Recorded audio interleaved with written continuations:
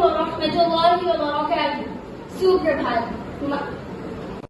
मी फातिमा खान इयत्ता 9वी ब मध्ये शिकते. आज मी आपल्याला स्वातंत्र्य दिनानिमित्त काही सांगणार आहे.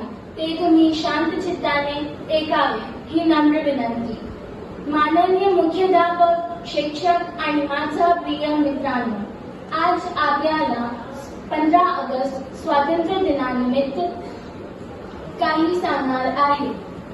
15 ऑगस्ट 1947 रोजी आपला भारत देश ब्रिटिशांच्या गुलामगिरीतून मुक्त झाला.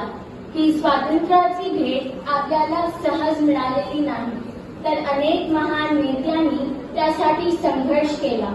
महात्मा गांधी, नेताजी सुभाषचंद्र बोस, भगत सिंग यांसारख्या थोर स्वातंत्र्य सैनिकांनी अपार कष्ट घेतला. त्यांनी आपल्या देशासाठी तुरुंगवास पत्करला, आंदोलने केली आणि काहींनी प्राणही दिले. आज आपण स्वातंत्र्याने श्वास घेतो, शाळेत जातो, आपल्या मताने जगतो. हे सर्व त्यांच्यामुळे शक्य झालं आहे.